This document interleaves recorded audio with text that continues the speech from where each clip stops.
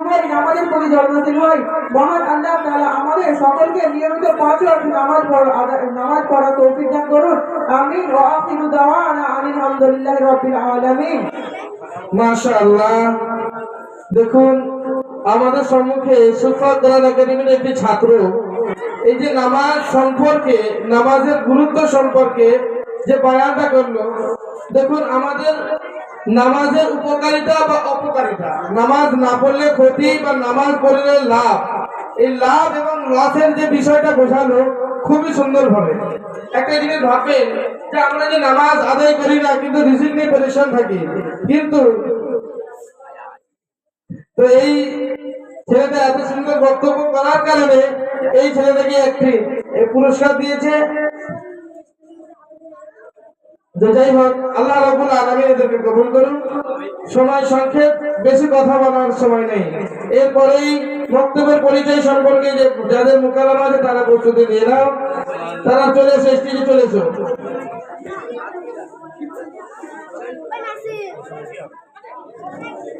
এরপরেই জুমার নামাজ যারা গেছে প্রস্তুতি নিয়ে নাও। এরপরেই জুমার নামাজের পরেই তারপরে ফ্রি ফায়ার মুকালামা থাকবে। জুমার নামাজের পরেই ফ্রি ফায়ার মুকালামা থাকবে। এখন বক্তব্যের পরিচয় সম্পর্কে মুকালামা নাফিস, কারিমুল, মনজুর, মিকাইল, সাইদুল্লাহ, কিতাবুল, রাহাত, সানাত। তোমরা স্টেজে চলে এসো।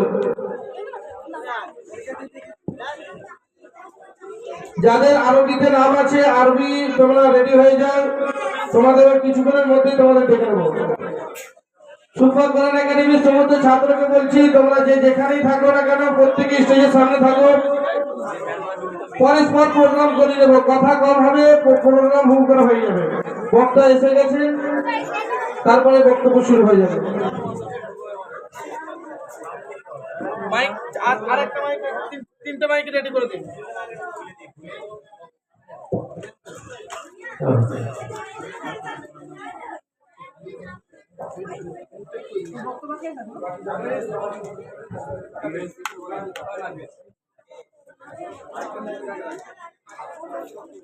শুরু করে দাও দেখি। ওদেরকে মাইকটা দিয়ে দিন, ওদেরকে মাইকটা একটু দিয়ে রেখে দিন।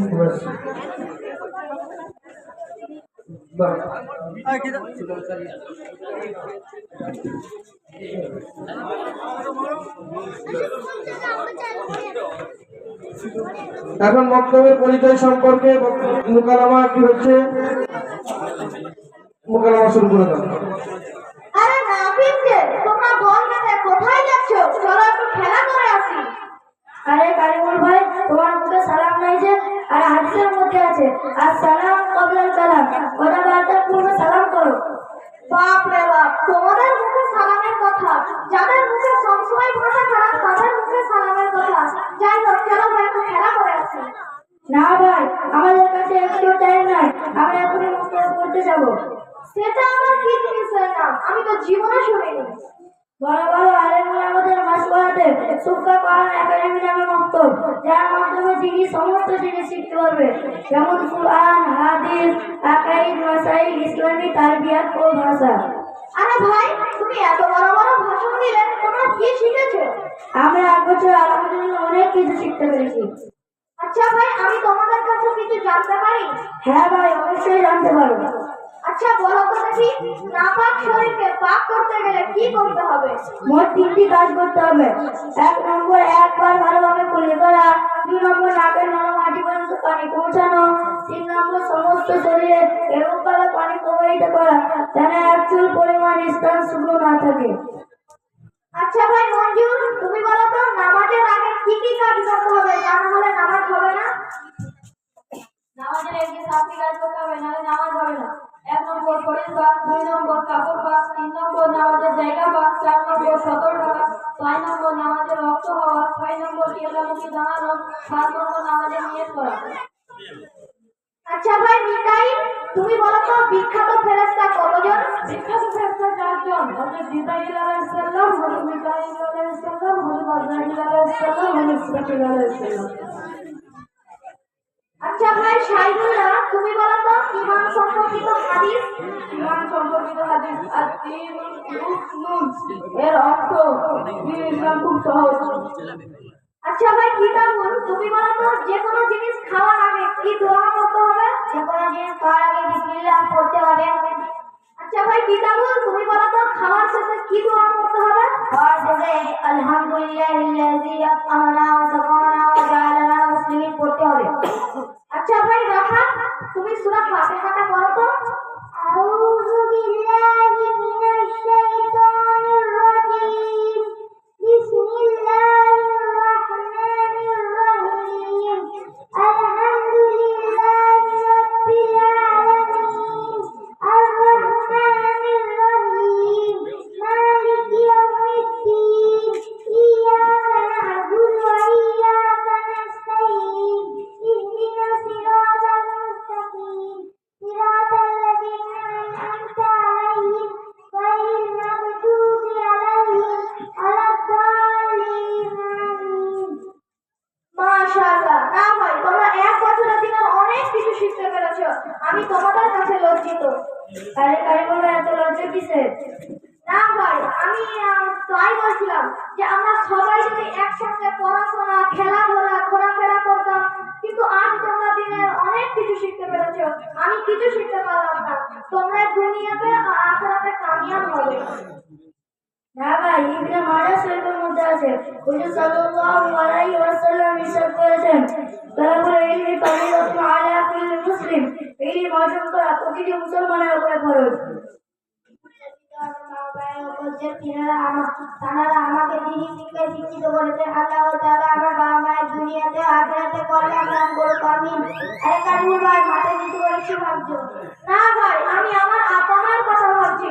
যে নিজের দিকে তো তাকালোই না, আমি আমার ছেলেকে দ্বীনি শিক্ষায় শিক্ষিত করব, যেটা হাদিসের মধ্যে ফরজ বলা হয়েছে। এ কেমন কথা? আরে আমি শিখিনি ঠিক আছে, আমার বাচ্চারা কেন ফরজ করছে যে তাদের দ্বীনি শিক্ষা থেকে দূরে রাখবো? না ভাই, কোনো দুঃখ করবে না। তুমি তোমার আপা মায়ের সাথে কথা বলে তুমি সুস্থ কোরআন একাডেমি মক্তবে ভর্তি হয়ে যাও। ইনশাআল্লাহ 3 বছরের মধ্যে তুমি কোরআন শুদ্ধ করা এবং হাদিস, আকাইদ, মাসাইল, ইসলামী তারবিয়ত দিয়ে অনেক কিছু শিখতে পারবে ইনশাআল্লাহ।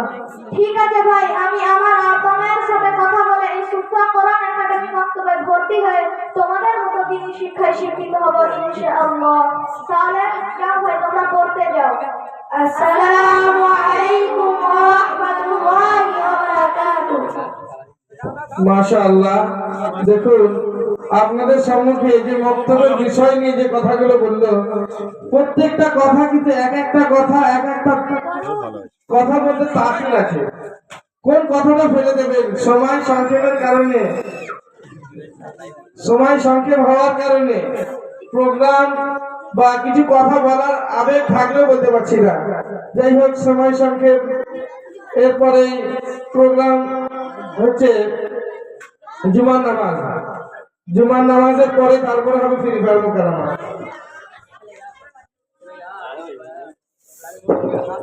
কারণ ফ্রি ফায়ার মোকাররমা অনেকজন আছে তো, এরা এখানে আছে, সেই সূত্রে একটু রেডি হওয়ার সময় লাগবে। জুমার নামাজের জন্য ডেকে দেব শেখ নাফিস। কারণ দেখুন, জুমার নামাজ ছেলেদেরকে এই জন্যই তৈরি করানো, যদি কোনো কারণবশত ইমাম সাহেব যদি কোথাও চলে যায় তাহলে কি জুমা বন্ধ হয়ে যাবে? আর নাহলে ভাড়া করে আনতে হবে। তাহলে আমাদের প্রত্যেকটা এলাকায় এক একটা ছাত্রদের জুমার নামাজ পর্যন্ত এতটুকু জ্ঞান হওয়া যাওয়া দরকার। সেই সূত্রে জুমার নামাজের বায়ান, জুমার নামাজের খুতবা, জুমার নামাজ পরিপূর্ণ দেখাবে। একটি মুসাল্লা নিয়ে চলে আসো, একটি মুসাল্লা ঝট করে একটু মুসাল্লা নিয়ে চলে আসো, পুরো প্র্যাকটিক্যাল নামাজ পড়িয়ে দেখিয়ে দেবে। মসজিদের মাহমুদরা নিয়ে চলে আসো। টেবিলটা সরিয়ে দাও না। বাবা আবে সাহেব, টেবিলটা সরালেই তো হয়। টেবিলটা সরিয়ে দিন, টেবিলটা সরিয়ে দিন, টেবিলটা সরিয়ে দিন না, টেবিলটা সরিয়ে দিলে ভালো হয়। এইটা সরিয়ে দিলে হয়। হ্যাঁ, টেবিলটা সরিয়ে দিন, একটাই সরিয়ে দিন, একটা। ক্যামেরা এটাকে ভিতরে করলাম তো ভিতরে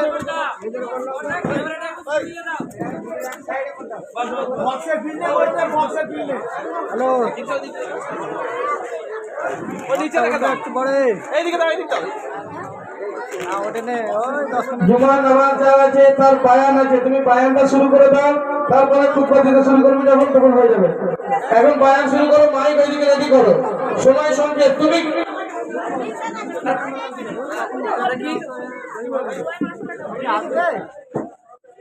মাউথটা এখন রাখো, ওদিকে রেডি করো।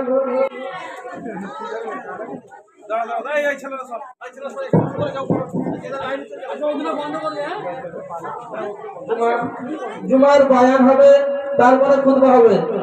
যারা নামাজের জন্য রেডি ছিল তারা পিছনে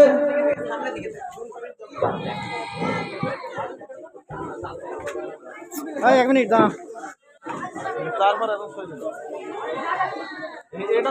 জুমার বায়ান চালু করে দাও, তুমি বায়ান চালু করে দাও, সময় সংক্ষেপ, দেরি করা যাবে না। نحمده ونصلي على رسوله الكريم أما بعد